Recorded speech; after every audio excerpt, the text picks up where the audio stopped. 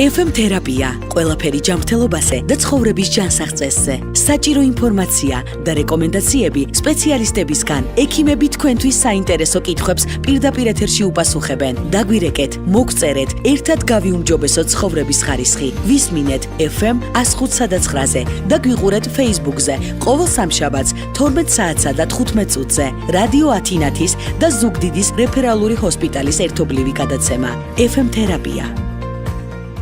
გამარჯობა, თქვენ უსმენთ და უყურებთ რადიო ათინათის და ზუგდიდის რეფერალური ჰოსპიტალის ერთობლივ გადაცემას FM თერაპია. თავის ტკივილის მართვა არის დღევანდელი ჩვენი გადაცემის თემა. ეს არის ერთ-ერთი ყველაზე გავრცელებული სამედიცინო პრობლემა, როგორ ხდება დიაგნოსტირება პრობლემის, როგორ იმართება თავის ტკივილის სხვადასხვა ფორმები. ამ თემებზე სასაუბროთ სტუდიაში მოვიწვიეთ ნევროპათოლოგი ქალბატონი თამარ თოდუა. მოგესალმებით. მოგესალმებით, ქალბატონო მაია, მივესალმები მსმენელებს. მადლობას გიხდით აქ მომბრძანებისთვის. ქალბატონო თამარ, არ არსებობს ადამიანი, რომელსაც ცხოვრებაში ერთხელ მაინც, ეს ყველაზე უკეთეს შემთხვევაში არ აწუხებს თავის ტკივილი. თავის ტკივილის ალბათ მრავალნაირი კლასიფიკაცია არსებობს. დღეს ჩვენ შევეცდებით, რომ თქვენი დახმარებით გავერკვეთ ამ ყველაფერში. როგორი თავის ტკივილი შეიძლება აწუხებდეს ადამიანს და თქვათ შეიძლება არსებობდეს კლასიფიკაცია ამასთან დაკავშირებით. ყველაზე ხშირი ჩივილი, რითაც პაციენტები მიმართავენ ხოლმე ნევროლოგებს, ეს არის თავის ტკივილი. თავის ტკივილი იყოფა ორ დიდ ჯგუფად. ეს არის პირველადი თავის ტკივილები და მეორადი, ანუ მეორეული თავის ტკივილები. მეორეული, იმიტომ რომ რაღაც მიზეზით გამომდინარე არის თავის ტკივილი, ანუ თავის ტკივილი წარმოადგენს ერთ-ერთ სიმპტომს, ხოლო პირველადი თავის ტკივილები ეს უშუალოდ არის დიაგნოზი, რომელიც არც ერთი გამოკვლევით არ დასტურდება, დიაგნოზი ისმევა მოყოლით, ანუ საფუძვლიანი ანამნეზის შეგროვების საფუძველზე.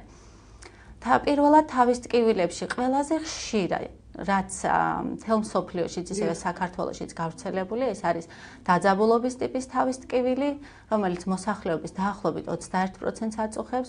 შემდგომი არის შაკიკი, რომელიც 10-15%-ს აწუხებს და სიხშირით მესამე არის ჯგუფური, ანუ კლასტერის ტიპის თავის ტკივილი.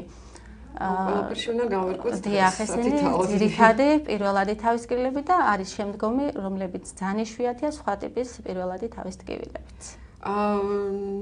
ანუ დაძაბულობის თავის ტკივილი ეს არის ის, რაც მასას აწუხებს და ძალიან ხშირი ჩივილია, ანუ თქვათ, ნებისმიერ ადამიანს შეუძლია თქვას, რომ აი თავი მტკივა და მერე ეს სიმპტომები გაიაროს ამ სიმპტომებმა ყოველგვარი თქვათ რაღაც მედიკამენტოზური დახმარების გარეშეც. დაძაბულობის ტიპის თავის ტკივილი, როგორც მოგახსენეთ, არის ყველაზე ხშირი პირველადი თავის ტკივილი, ძირითადად აღმოცენდება სტრესსა და დაძაბულობაზე, მაგრამ ყოველგვარი სხვა ფაქტორის გარეშეც შეიძლება აღმოცენდეს. ამიტომაც არის ზუსტად პირველადი თავის ტკივილი. თუ კლინიკურად განვიხილავთ, ეს არის მთელი, ანუ ჰოლოკრანიული ტკივილი, მოიცავს მთელ თავს, უპირატესად შუბლის, საფეთქლის მიდამოს ზეწოლით, თვალებზე, არის საშუალო ან მსუბუქი ინტენსივობის. ეს არ არის ძალიან ძლიერი თავის ტკივილი, როგორიც არის დავუშვათ შაკიკის დროს. შრომის უნარიანობაც არ ზღუდავს, ანუ ფიზიკური დატვირთვა ამ ტიპის თავის ტკივილს არ აძლიერებს, შეუძლია ჩვეულებრივად გააგრძელოს ადამიანმა საქმიანობა, დაახლოებით გრძელდება ეს თავის ტკივილი 7 წუთიდან რამოდენიმე საათამდე, არის ეპიზოდური და ქრონიკული. ეპიზოდური არის თვის განმავლობაში 5 დღემდე თუ აწუხებს, შემდგომ თუ წელიწადში 180 დღეზე მეტი აწუხებს პაციენტს, ეს არის უკვე ქრონიკული. ამ დაყოფას პრინციპული მნიშვნელობა აქვს, რადგან მკურნალობის ტაქტიკა სწორედ განისაზღვრება ეპიზოდურია თუ ქრონიკულია დაძაბულობის ტიპის თავის ტკივილი. ისიც უნდა მოგახსენოთ, რომ ქალბატონები უფრო მეტად ზარალდებიან, 3-ჯერ მეტად ქალბატონებს აღენიშნება, ვიდრე მამაკაცებს. რას ვაკეთებთ დაძაბულობის ტკივილის დროს? აი ვთქვათ, აღმოცენდა ეს ტკივილი, აქვს აქ რაღაც რეკომენდაციები. თუ კი არ მიმართავთ ექიმს რა თქმა უნდა. დაძაბულობის ტიპის თავის ტკივილის დროს აუცილებლად უნდა მივმართოთ ნევროლოგს, რადგან მოხდეს დიფერენცირება, მართლა რა ტიპის თავის ტკივილთან გვაქვს საქმე. ამას განსაზღვრავს ექიმი, თვითონ პაციენტი ვერ გასცემს. პაციენტს სხვა ტიპის თავის ტკივილთან ჩვეულებრივი თუ შეიძლება ამას უწოდოთ. კი ბატონო, პაციენტებს ეშლება და ყველა ტიპის თავის ტკივილის დროს ღებულობენ არასტეროიდული ანთების საწინააღმდეგო საშუალებებს და რომელიც მეორადად ჭარბი რაოდენობით მიღება იწვევს მეორადად თავის ტკივილს. ეს არის ჭარბი მედიკამენტების გამოყენებით თავის ტკივილი. ამიტომ პაციენტმა უნდა მიმართოს ნევროლოგს, რომ განისაზღვროს რა ტიპის თავის ტკივილია და ამის შემდგომ სჭირდება თუ არა მას გამოკვლევები, კლინიკურ ლაბორატორიული თუ ინსტრუმენტული და განისაზღვრება მკურნალობის ტაქტიკაც. რამდენად ხშირია რომ მოგმართავენ, ვთქვათ, დაძაბულობის თავის ტკივილია და აქვს სინამდვილეში შაკი კი ან პირიქით, ეშლებათ ეს კლასიფიკაცია და ან სიმპტომებს ვერ განსაზღვრავენ თვითონ. ქრონიკული შაკი კი ემსგავსება ხოლმე დაძაბულობის ტიპის თავის ტკივილს და ხშირად არის კომბინირებული თავის ტკივილებით. ამისთვის არსებობს თავის ტკივილის დღიურიც, რომელსაც ნევროლოგი აძლევს პაციენტს. პაციენტი ვერ განსაზღვრავს ვერანაირად რა ტიპის თავის ტკივილი აქვს. მით უმეტეს ძნელია, როცა არის კომბინირებული ტიპის.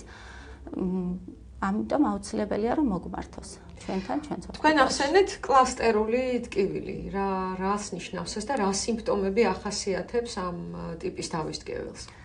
კლასტერის ტიპის თავის ტკივილი, ესეც არის პირველადი თავის ტკივილი, ძალიან ძლიერი ტკივილი არის, ყოველთვის ცალმხრივი. ძირითადად ეს არის თვალბუდის მიდამოში აღმოცენებული თავის ტკივილი, გრძელდება 180 წუთამდე და დღეში შეიძლება იყოს რამოდენიმე შეტევა, 8-10 შეტევითი ხასიათის. აუტანელი ძალიან ძლიერი თავის ტკივილია, რომლის დროსაც ადამიანი იმდენად შფოთავს და მოусვენრად არის, რომ ადგილს ვერ პოულობს განსხვავებით შაკიკისგან, როცა ადამიანს ურჩევნია რა იყოს მშვიდად წყნარად დაიძინოს და ესე ახდენს თავის მკურნალობასაც. ძირითადად ეს ტკივილი აღმოცენდება ღამით ან გამთენიისას.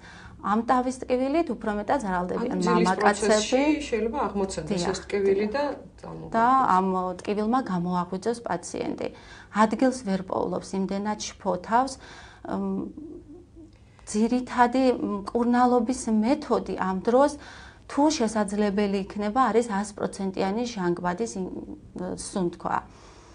და შემდგომ თუ ხშირია ეს კლასტერის ტიპის თავის ტკივილები, ინიშნება აქ კალციუმის ბლოკატორები, ვერაპამელის სახით, ტიტრაციით და ეს უკვე ექიმთან შეთანხმებით თვითონ პაციენტი ამ ტიპის თავის ტკივილს ვერ გაუმკლავდება. ჩვენ გავაგზავნებთ საუბარს, იმიტომ რომ უკვე მსმენელი გვყავს ხაზზე. თქვენ პირდაპირ ეთერში ხართ, გისმენთ? ალო, გამარჯობათ. მოგესალმებით. გამარჯობა. ესე იგი, ესეთი კითხვა მაქვს ჯერ მოგესალმებით, რა თქმა უნდა, მსმენელი ვარ და მოგესალმებით სტუდიაში მყოფ სტუმრებს და მსმენელსაც ასევე. ესეთი კითხვა მაქვს თქვენთან. წარბის არეში მაქვს პერიოდული ტკივილები, განსაკუთრებით აი სიცივე თუ მომხდა იმ შემთხვევაში, ვსვავ ძალიან ძლიერ ტკივილ გამაყუჩებლებს და მიყუჩებს კიდევაც, მაგრამ პერიოდულად ხშირად მივლინდება მაინც ეს ტკივილები და შეიძლება თუ არა ეს იყოს გამოწვეული ჰაიმორიტის გამო, ან შეიძლება თუ არა იყოს ნერვის ანთება. გასაგებია, მე მაინც გავიმეორებ. დიდი მადლობა კითხვისთვის. წარბის არეში აქვს მსმენელს ტკივილი და ძალიან ძლიერ ტკივილ გამაყუჩებლებს სვამს და შეიძლება იყოს თუ არა ეს თავის ტკივილი. მადლობა შეკითხვისთვის. აუცილებლად საჭიროა ამ შემთხვევაში მიმართოს ნევროლოგს, რომ გაირკვეს ეს თავის ტკივილი არის პირველადი თუ მეორადი. მიგვანიშნებს იმაზე, რომ ეს შეიძლება სწორედად სინუსიტით, იგივე ჰაიმორიტით, ფრონტიტით გამოწვეული თავის ტკივილი იყოს და შესაბამისად ამ პაციენტს დასჭირდება კვლევები. მე მეტი ვარაუდით მგონია, რომ ეს არის მეორეული თავის ტკივილი. რა თქმა უნდა, უფრო დეტალური ანამნეზია საჭირო, ანუ რამდენი ხანია ეს ტკივილები აწუხებს, რას უკავშირებს, როდის აქვს და ასე შემდეგ.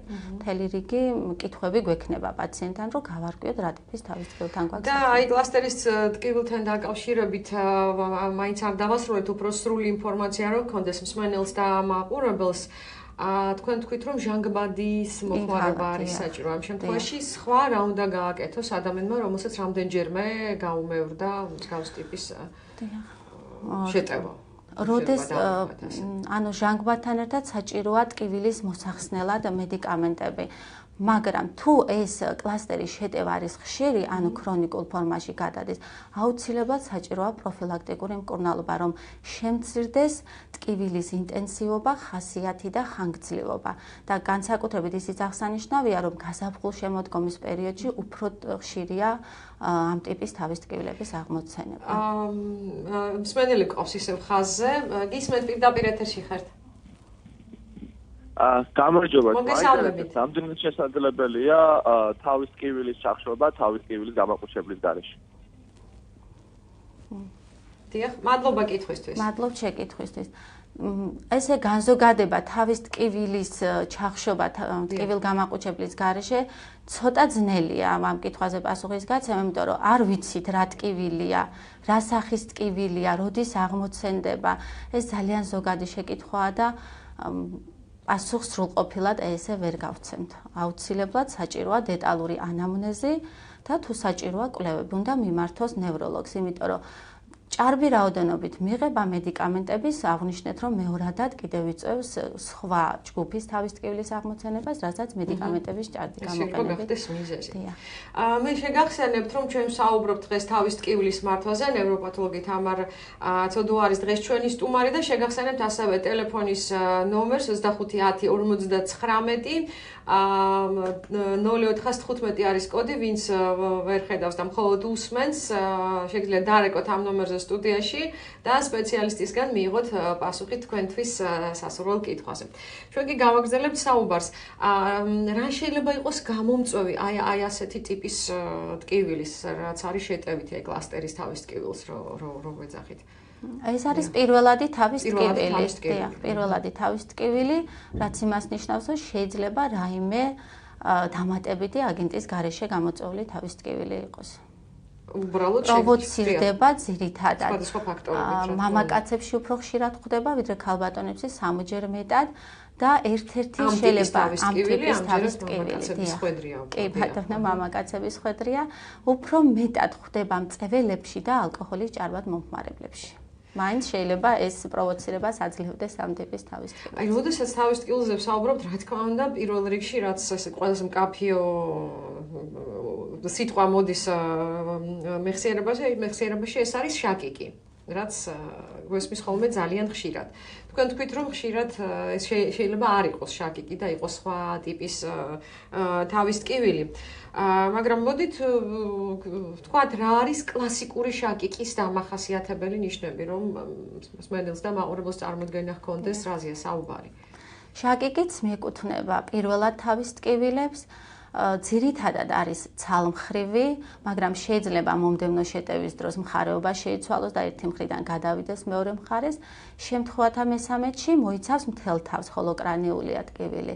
ამ დროს უმეტესობას აწუხებს უმადობა, გულისრევა, პირღებინება, ნაწილს აწუხებს ოსმოფობია, ფოტოფობია, ფონოფობია, რაც ნიშნავს ხმაურის, სინათლის, სუნის აუტანლობას. შაკიკი მიეკუთვნება ძალიან დამაძაბუნებელ დაავადებებს, რომელიც იწვევს შრომის უნარიანობის დაქვეითებას. ტკივილი არის ძალიან ინტენსიური და ძალიან მკვეთრი. ამ დროს ადამიანს არ შეუძლია ჩვეული საქმიანობის გაგრძელება და ურჩევნია, რომ სიმშვიდეში იყოს. რა თქმა უნდა მიიღოს აუცილებლად ტკივილის მომხსნელი საშუალებები, თუ ეს არის ეპიზოდური შაკიკი, მაშინ ინიშნება ტკივილგამაყუჩებლები, არასტეროიდული ანთებისაწინააღმდეგო საშუალებები და პირველი ჯგუფის მედიკამენტებია ტრიპტანები, რომელიც უფრო სწრაფად ხსნის ტკივილს, ხოლო როდესაც არის ქრონიკული შაკიკი, მაშინ აუცილებელია პროფილაქტიკური მკურნალობაც. ქრონიკულად ითვლება შაკიკი, თუ პაციენტს ბოლოს 3 თვის განმავლობაში 15 და მეტი შეტევა აქვს. ესეც შეიძლება გავიდეს როგორც. ესეც არის ქალბატონების ხვედრი. უფრო მეტად ავადდებიან ქალბატონები, 3-ჯერ მეტად მამაკაცებთან შედარებით. დიდი მნიშვნელობა აქვს რეჟიმს, ცხოვრების წესს, რომელიც არის ერთ-ერთი მაპროვოცირებელი ფაქტორი შაკიკის შეტევის აღმოჩენას. რა უწევს პროვოცირებას შაკიკს? რა შეიძლება იყოს ეს რაღაც გარეგანი ფაქტორებიც, ალბათ რაღაც ფსიქოგენური ფაქტორებიც? იგივე გადაღლა, ძილის რეჟიმის დარღვევა, კვების რეჟიმის დარღვევა. პირველი, რასაც ურჩევთ პაციენტებს, ეს არის ცხოვრების წესის მოდიფიცირება, ანუ სტრეს ფაქტორებისგან მოცილება და საკვებიც შაკიკის დროს არ შეიძლება დიდი რაოდენობით აირცის პროდუქტების, ყველის მიღება, გაზიანი სასმელები, რომელიც უფრო აძლიერებს თავის ტკივილს, შოკოლადი. ესე იგი, გაზიანი სასმელები, შოკოლადი და ყველი ზის ნაწარმიდან. ზის ნაწარმიდან, კი. ძალიან საინტერესოა. ალბათ ადამიანებს, რომლებსაც აქვთ გამოცდილება ცუდი შაკიკის გულისხმობ, არსებობს რაღაც წინაპირობები ალბათ, რომელიც განსაზღვრავს, რომ აი შემდეგ ეტაპზე მას დაეწყება შეტევა და ასე შემდეგ.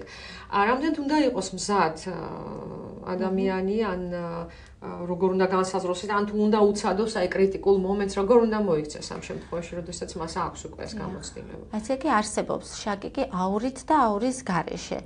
აურა ეს იმას ნიშნავს, რომ პაციენტს აქვს რაღაც წინასწარ განწყობა და იცის, რომ ამას აუცილებლად მოყვება თავის ტკივილი. მაგრამ მეტ შემთხვევაში შაკიკი არის აურის გარეშე, ვერ გრძნობს, მაგრამ აი უცბად ეწყება ეს ძლიერი თავის ტკივილი. ამ შემთხვევაში თითქმის ყველას აქვს ვინც იცის, რომ ეს უკვე არის შაკიკი, ტრიპტანის ჯგუფის მედიკამენტები, ტრიპტანები, არასტეროიდული ანთებისაწინააღმდეგო საშუალებები, მაგრამ ყველა არ აყუჩებს ამ თავის ტკივილს და თუ ქრონიკულია, ამ შემთხვევაში აუცილებლად პროფილაქტიკურად უნდა დაინიშნოს მედიკამენტები, რომ შემცირდეს სიხშირე და ინტენსივობა. გამიგონია, რომ როგორც ვთქვათ, ძილის ნაკლებობა, ასევე ზედმეტი ძილი შეიძლება უარყოფითად აისახოს ადამიანზე შაკიკს გულისხმობ, რას იტყვის სპეციალისტი ამასთან დაკავშირებით. აი ესევ და ესევ ცხოვრების ჯანსაღი წესი, ანუ ზედმეტი ძილიც არ ვარ, როგორც ნაკლები ძილი. ამ პროცესში უკვე როდესაც ესეც შეიძლება შეიძლება ესეც იყოს. რა პროფილაქტიკურ ზომებს მიმართავს ადამიანი, რომელსაც შეიძლება ჯერ არ აქვს ქრონიკული, ჩამოყალიბებული ქრონიკულად ეს პროცესი.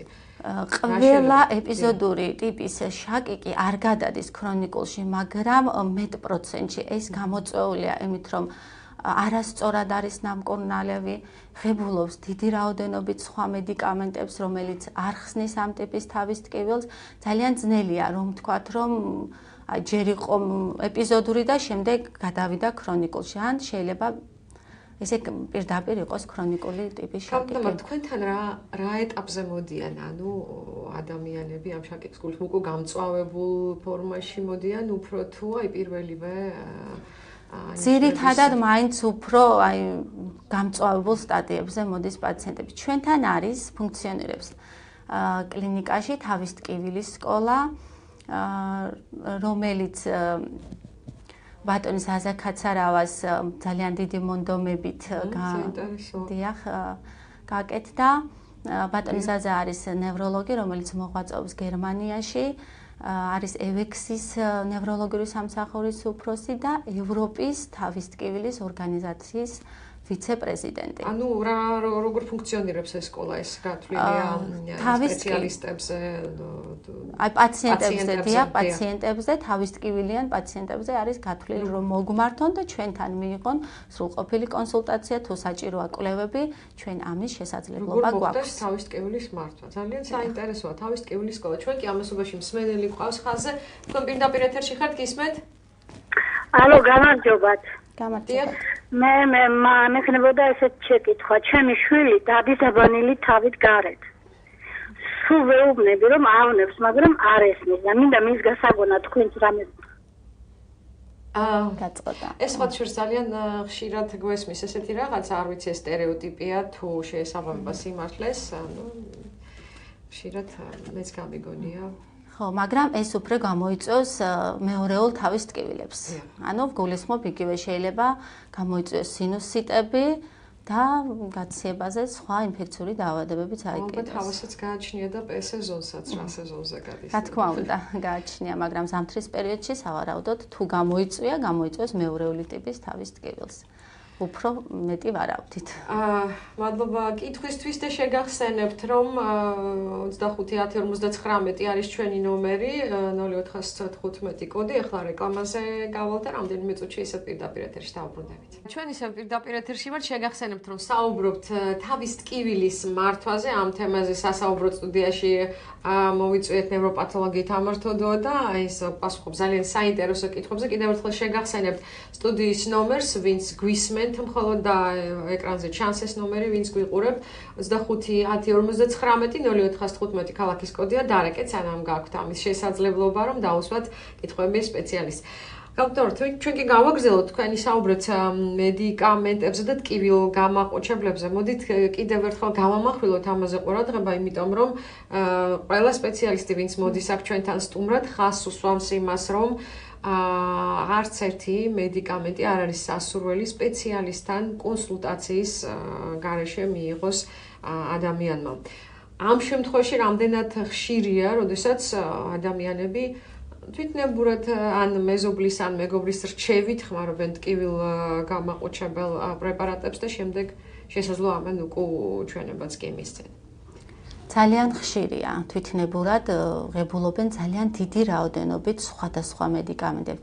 გარდა იმისა, რომ შეიძლება გამოიწვიოს მეორეული თავის ტკივილი, რაც ვახსენეთ, შეიძლება გაუღიზიანდეთ კუჭნაწლავის ტრაქტი, მოქმედებს გამომყოფ ორგანოებზე და შეიძლება სხვა და რამეც დაემატოს გარდა თავის ტკივილისა. ამიტომ ჩემი რეკომენდაცია იქნება, რომ თავის ტკივილით პაციენტებმა თვითნებურად არ მიიღონ მედიკამენტები ან სხვისი რჩევით, აუცილებლად საჭიროა სპეციალისტის ჩართვა. ჩვენ მსმენელი ყავს ხაზე, გისმენთ პირდაპირ ეთერში ხართ? ალო? დიახ, გისმენთ? გამარჯობა, მოგესალმებით.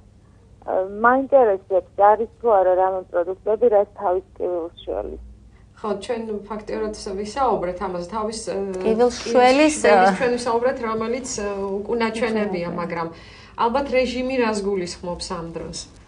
მადლობ შეკითხვისთვის, განსაკუთრებულად რომ რამე საკვებმა უშველოს თავის ტკივილს, ესეთი არ არსებობს. პირიქით, როცა შაკიკის შეტევა აქვს პაციენტს, მაშინ დაახლოებით 80%-მდე ეს თანხლებულია უმადობით, პირიქით ვერ ღებულობენ საკვებს და ესეთი რაღაც არ არსებობს, რომ საკვებმა მოხსნას თავის ტკივილი.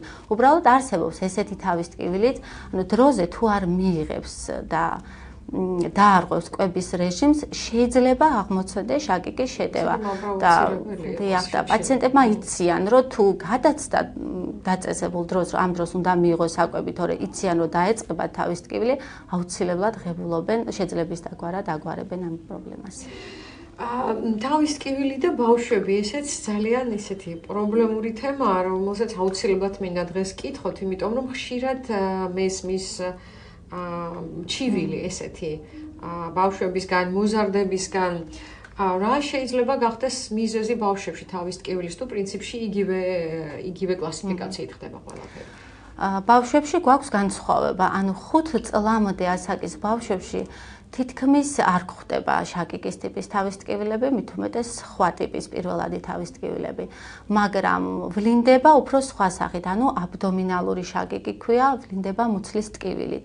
ამ დროს ჩვენთან პაციენტები ვერ ხვდებიან პედიატრებთან და ბავშვთა ნევროლოგებთან, იკვლევენ გასტროინტესტინალურ ტრაქტს, მაგრამ იქ არ ჩანს რაიმე ცვლილება და შემდგომ მიდიან იმ დასკვნამდე ბავშვთა ნევროლოგის რეკომენდაციით, რომ ის არის შაკიკი, აბდომინალური შაკიკი და მეტი პროცენტით თუ მომდევნო ეტაპზე ცხოვრების განუვითარდება ამ ადამიანს შაკიკი, უფრო წმუნდებიან, რომ ის იყო შაკიკის სხვა ფორმა. მოზარდობის ასაკში განსაკუთრებით მას შემდეგ, რაც შემოვიდა ეს მობილური ტელეფონები, კომპიუტერები, მეტად დაძაბული რეჟიმი აქვს ბავშვებს, ისედაც სკოლის პერიოდში, შემდგომ ყველა წრეზე დადის თითქმის ბავშვი და შაბათკვირაც არა აქვს. ხო, შაბათკვირას კი არა აქვს, რომ დაისვენოს, ეს არის არეული ცხოვრების რეჟიმი. ეს იწვევს უფრო მეტად დაძაბულობის ტიპის თავის ტკივილს და მყავს მოზარდებიც მოგმართავენ ხშირად. დიახ, მოგმართავენ და ძირითადი მაინც გამოკვლევები ჩვენი დგინდება, რომ ეს არის დაძაბულობის ტიპის თავის ტკივილი. და კიდევ ერთხელ ვურჩევ ყველას, რომ ძალიან ნუ დატვირთავენ ბავშვებს, მოზარდებს და ცხოვრების ჯანსაღი წესი, ეს არის ყველა დაავადების პროფილაქტიკა. თქვენ თქვით, რომ 5 წლის შემდეგ უკვე ვლინდება ესეთი ტკივილი, ანუ 5 წლამდე ნაკლებად შეიძლება მაგრამ აი ბავშვი იმით ახვედრებს მშობელს, რომ ურჩევნია მშვიდად იყოს, ზოგჯერ ეუბნება, რომ გამოურთოს შუქი და წყნარად დაწვეს თავისთვის და აქვს უმადობა. არის ძალიან მოთენთილი, ზოგადად სახეზე ეტყობა, ანუ არის ესეთი შაკიკური სახე, ბავშვს ეტყობა, რომ არის ძალიან მოთენთილი ამ დროს. რამდენი რამე საინტერესო გავიგეთ. უკვე ვიცით რა უნდა გაითვალისწინონ მშობლებმა ამასთან დაკავშირებით, მაგრამ როდის არის აუცილებელი რეალურად რომ მივმართოთ ექიმს? ბუნებრივია ხა ყოველი თავის წამოტკივებაზე ექიმს არ მიმართავს არავინ და ყველა ცდილობს ასე ვთქვათ თავს მიხედოს. ჩვენ სანამ ამ კითხვას უპასუხებთ, მსმენელი გვყავს ხაზზე, თქვენ პირდაპირ ეთერში ხართ. ისმენ? მშვიდობის კი არა და უკვე შუა დღეშიდობის დიდი მადლობა ესეთი საინტერესო გადაცემისთვის და საინტერესო თემისთვის, რაც ვთქვათ დღესდღეობით საკმაოდ აქტუალურია ჩემი აზრით. პირად მაგალითზე მინდა გითხრათ, დაახლოებით ერთი თვის განმავლობაში, აი გასაფხულის პერიოდის დადგომასთან ერთად გამიძლიერდა თავის ტკივილი კეფის არეში, აი დილით რომ ვიღვიძებ, აი თითქოს უკვე დაღლილი ვიღვიძებ და ეს ტკივილი ძალიან ისე აქტიური გახდა და არჩევებს მომცემდით ამასთან დაკავშირებით. ჩემი შეცდომაც ალბათ ის არის საჯერჯერობით სპეციალისტური მივაკითხე და თქვენგან ეს რჩევები ძალიან სასარგებლო იქნებოდა ამ ეტაპზე. მადლობა კითხვისთვის. მადლობთ შეკითხვისთვის. ნუ არ ვთქვა, როდესაც კეფის მიდამოშია ტკივილი, ეს შეიძლება იყოს ნევრალგიული ტიპის თავის ტკივილი, არ ვთქვამს და ყურადღება არ გაუმახვილებია არტერიულ წნევაზე, რამდენი აქვს პაციენტს, როგორი რეჟიმი აქვს და ეს ყველაფერი გასათვალისწინებელია თავის ტკივილთან მიმართებაში და კიდევ ბევრი სხვა შეკითხვები გვექნება ასეთ პაციენტებთან, მით უმეტეს ხმით ჩანს, რომ ახალგაზრდა პაციენტია, შეიძლება გამოკვლევებიც დასჭირდეს და აუცილებელი რჩევა იქნება, რომ მიმართოს ნევროლოგს. გავაგრძელებთ, კითხვა იყო ჩემი ესეთი, რა შემთხვევაში აუცილებელია მიმართოს ერთ-ერთი და ისევ მსმენელი გვყავს ხაზზე ჩვენ. ალბათ თანდათან ამ კითხვაზე უპასუხებთ უკვე მსმენელების კითხვიდან გამომდინარე. ისმენთ პირდაპირ ეთერში ხართ. გამარჯობა ხალბატონო. თავის ტკივილები მაქვს ხშირი ვიმკურნალე, მაგრამ შედეგი მაინც არ არის და როგორ მოვიქცე? მადლობთ შეკითხვისთვის. როდესაც თავის ტკივილით მკურნალობას იწყებს პაციენტი, აქვს შედეგი თუ არა აქვს განმეორებით, მაინც უნდა მიმართოს ნევროლოგს. ან თავის ნევროლოგს, ვისთანაც დაიწყო მკურნალობა, ან სხვას. იმიტომ რომ უნდა იცოდეს ექიმმა რა შედეგი აქვს. და ამ ასაკში ალბათ გასათვალისწინებელია ის სხვა დაავადებებიც, რომელიც ასაკს მოსდევს. შეიძლება სჭირდება კვლევებით, შეიძლება იყოს პირველადი თავის ტკივილი. ზოგადად თავის ტკივილი ისეთი თემაა, რომ ტკივა თავი ამ ორი სიტყვით ვერ განსაზღვრავ რა ტიპის თავის ტკივილია და რა მკურნალობა უნდა ჩატარდეს. აუცილებელია რომ ამ პაციენტმაც მიმართოს. როდესაც თვეზე მეტია დაახლოებით გასული არ უნდა დაელოდოს, რომ თვითონ მიიღებს მედიკამენტებს, ან ვიღაცა რაღაცას ურჩევს, აუცილებელია კონსულტაცია. ზუსტად ეს კითხვა დავსვი, რომ ნებისმიერ შემთხვევაში მას თვეზე მეტი გრძელდება ეს სიმპტომები, მან უნდა მიმართოს ყველა შემთხვევაში. ერთი თვეც კი ბევრია. თავის ტკივილისთვის. და ერთი კითხვა მაქვს კიდევ, აი, ყოველთვის ვკითხულობ ხოლმე სხვადასხვა დაავადებებთან მიმართებაში წინასწარ განწყობა გენეტიკური თუ ახდენს ზეგავლენას ადამიანზე ამ თვალსაზრისით. შაკიკის ტიპის თავის ტკივილის დროს ახდენს გავლენას გენეტიკური წინასწარ განწყობა. თითქმის ანუ 50%-ზე მეტ შემთხვევაში, ანუ აღწერილი არ არის დაძაბულობის ტიპის თავის ტკივილის შემთხვევაში ახდენს თუ არა, მაგრამ როდესაც ოჯახის რამოდენიმე წევრს აწუხებს ამ ტიპის თავის ტკივილი, მაინც გამოდის რომ გადმოდის ესეც განწყობა არის მაინც. თამარ, თქვენ ახსენეთ სკოლა, თავის ტკივილის სკოლა. სად როგორ ფუნქციონირებს ეს სკოლა და ვთქვათ როგორ შეიძლება ისარგებლოს დაინტერესებულმა ადამიანმა ამ სკოლით? ვთქვი რომ არსებობს ევროპის თავის ტკივილის ორგანიზაცია, რომლის ვიცე-პრეზიდენტიც არის ჩვენი თანამემამულე გერმანიაში მოღვაწე ნევროლოგი ბატონი ზაზაკაცარავა, რომელმაც საფუძველი ჩაუდო საქართველოს სხვადასხვა რეგიონებში თავის ტკივილის სკოლის დაარსებას და მომდევნო ეტაპი იყო ჩვენს კლინიკაშიც ფუნქციონირებს ეს სკოლა და შეუძლია რომ პაციენტებმა მოგმართონ. ანუ ნებისმიერ შეუძლია მოსვლა, მომართვა და გამოკვლევის ჩატარება. დიახ, მოგმართონ ნევროლოგებს თუ საჭირო იქნება ჩავატარებთ ყველანაირ კვლევას, რაც მოგცემს ინფორმაციას ამ თავის ტკივილის შესახებ, ანუ გულისხმობ მეორადი ტიპის თავის ტკივილებს, პირველადი თავის ტკივილების დროს გამოკვლევები, ანუ თავის ტვინის კომპიუტერული ტომოგრაფია არაფერს არ გვაძლევს, ანუ არ ადასტურებს, იმიტომ რომ ამ შემთხვევაში თავის ტვინის ნივთიერებაში პათოლოგიური პროცესები არ ვლინდება და ამიტომაც არის ზუსტად ეს პირველადი თავის ტკივილი. ჩვენ უნდა დავასრულოთ. თამარ, დიდი მადლობა რომ დღეს ჩვენი სტუმარი იყავით. შეგახსენებ თავის ტკივილის მართვაზე საუბრობდით დღეს ჩვენი სტუმარია ნევროპათოლოგი თამარ თოდუა. მადლობთ. რომ გამონახეთ დრო და მოხვედით ჩვენთან სტუდიაში. თქვენ უსმენთ და უყურებდით რადიო ათინათის და ზუგდიდის რეფერალური ჰოსპიტალის ერთობლივ გადაცემას. მეუბნებიან რომ კიდევ ერთი მსმენელია, რომელსაც ძალიან უნდა თავის კითხვაზე პასუხის მიღება, ალბათ გისმენთ პირდაპირ ეთერში ხართ? გამარჯობა. ქალბატონო, ის თავის სიცხის დროს თავის ტკივილი რატომ იცის? სიცხის დროს, ანუ ინფექციური დაავადებების დროს თავის ტკივილი უპასუხოთ და უნდა დავასრულოთ ნამდვილად. ორგანიზმში მიმდინარე დაავადებების უმეტესობის ერთ-ერთი სიმპტომი არის თავის ტკივილი. იგივე ვირუსული ინფექციების დროს, არტერიული ჰიპერტენზიის დროს ეს არის მეორადი თავის ტკივილები, როდესაც მოიხსნება ის პროცესი რამაც გამოიწვია თავის ტკივილი, თავისთავად ალაგდება თავის ტკივილი, თუ ეს არ არის პირველადი. კარგი, ძალიან დიდი მადლობა. კიდევ ერთხელ შეგახსენებთ, რომ უსმენთ და უყურებდით რადიო ათინათის და ზუგდიდის რეფერალური ჰოსპიტალის ერთობლივ გადაცემას. სტუდიაში მაია ფიფია მუშაობდი. კარგად წამდებოდეთ. FM თერაპია, ყველაფერი ჯანმრთელობაზე და ცხოვრების ჯანსაღწესზე. საჭირო ინფორმაცია და რეკომენდაციები სპეციალისტებისგან. ექიმები თქვენთვის საინტერესო კითხვებს პირდაპირ ეთერში უპასუხებენ. დაგვირეკეთ, მოგწერეთ, ერთად გავიუმჯობესოთ ცხოვრების ხარისხი. ვისმინეთ FM 105.9-ზე და გვიყურეთ Facebook-ზე. ყოველ სამშაბათს 12 საათსა და 15 წუთზე. რადიო ათინათის და ზუგდიდის რეფერალური ჰოსპიტალის ერთობლივი გადაცემა. FM თერაპია.